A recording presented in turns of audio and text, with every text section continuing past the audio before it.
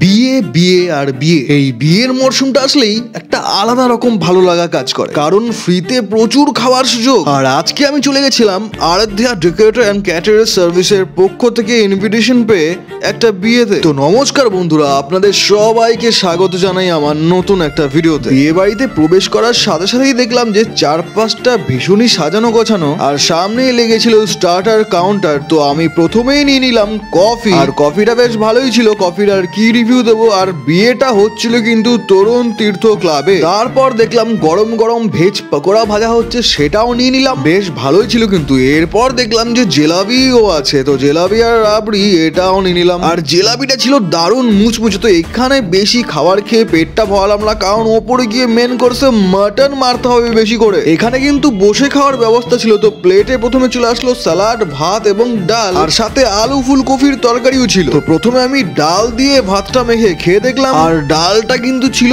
দারুণ সুস্বাদু। আর ডাল খেতে খেতেই দিয়ে দিল মাছ। দেখো 2 পিস বড় বড় কাতলা মাছ নিয়ে নিলাম। মাছগুলো হালকা করে সাইডে সরিয়ে রেখে আবার ডালটা খেয়ে দেখবো। আর ডালটা কিন্তু আমার কাছে জাস্ট দারুণ লেগেছিল। ডালটা মুখে নিয়েই আমি বুঝে গেছিলাম যে এনাদের প্রায় সব রান্নাই ভালোই হবে। এবারে আলু ফুলকপির তরকারি দিয়ে খেয়ে দেখার পালা, আর এটাও কিন্তু ছিল জাস্ট দারুণ। এই আলু ফুলকপির তরকারিটা খেয়ে বুঝেই গেলাম যে আরাধ্যা ক্যাটারার সার্ভিসের সার্ভিসটা কিন্তু বেশ ভালো, আর রান্নাগুলো তো জাস্ট তুলনাহীন। এবার আমি মাছটা খেয়ে দেখবো। তোমরা জানো মাছ আমার কতটা প্রিয়, আর মাছের কিন্তু আমি আবার কাটা ফাটা সেরম ভাবে বাছি না। আর কাতলা মাছটা ছিল জাস্ট ফ্রেশ এন্ড পারফেক্ট, মানে বেশি বড় সাইজের কাতলার কিন্তু স্বাদ সেরম লাগে না, এটা একদম পারফেক্ট সাইজ ছিল আর খেতে দারুণ লাগছিল। আর কাতলা মাছের ওপরের যে চামড়াটা থাকে, এই চামড়াটা কিন্তু আমার ভীষণই প্রিয়। আর তোমাদের কার কার এই চামড়াটা ভালো লাগে তোমরা কমেন্টের মাধ্যমে আমায় জানাবে। আর এইদিকে দেখো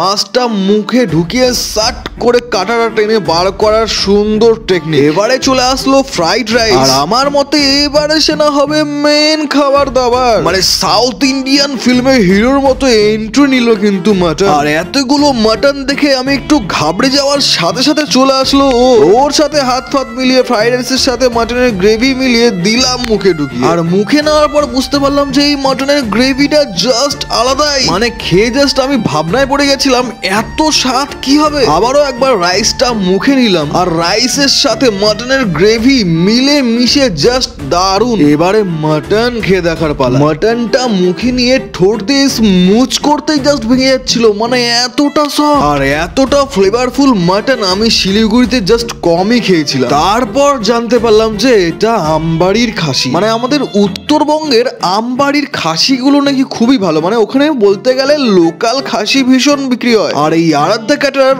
উত্তরবঙ্গে সার্ভিস দিলে আমবাড়ির মাটনই ব্যবহার করে, আর ওনাদের সার্ভিস এতই ভালো আমার প্লেট খালি হতেই আরো দিয়ে গেল মাটন। জানে আমি মাটনটা কত ভালোবাসি। আর সত্যি কথা বলতে এটা কিন্তু কোনো পেইড প্রমোশন না, এটা পেট প্রমোশন। মানে আমি আজকে প্রায় কেজি মাংস খেয়ে ফেলেছিলাম, আর এই চর্বিযুক্ত পিসটা জাস্ট দারুণ। এবারে কিন্তু আমার পুরো পেটটা ভর্তি হয়ে গেছে। আর দাদাটা এখন দিয়ে গেল চাটনি এবং রসগোল্লা। চাটনির মধ্যে ছিল কাজু এবং খেজুর, আর চাটনির খেজুর খেতে কিন্তু আমার জাস্ট দারুণ লাগে। দেখো কিভাবে আঙুল চেটে চেটে খাচ্ছি, মানে সত্যি আরাধ্যা ক্যাটারারের প্রত্যেকটা খাবারই ছিল জাস্ট আঙুল চাটার মতো। এবারে দিলাম রসগোল্লাটা মুখে ঢুকিয়ে। দুটা রসগোল্লা, পেট গেছিল ভরে তবুও খেয়ে যাচ্ছিলাম। এবারে দাদা দিয়ে গেল আবার আইসক্রিম। এটা একটা নর্মাল বাটি আইসক্রিম ছিল, স্ট্রবেরি অ্যান্ড ভ্যানিলা ফ্লেভারের। তোমরাও যে কোনো অনুষ্ঠানের জন্য যোগাযোগ করতে পারো আরাধ্যা ক্যাটারিং সার্ভিসের সাথে। নিজের ডেসক্রিপশন বক্সে নাম্বারটা দেওয়া রইল। তো চলো টাটা।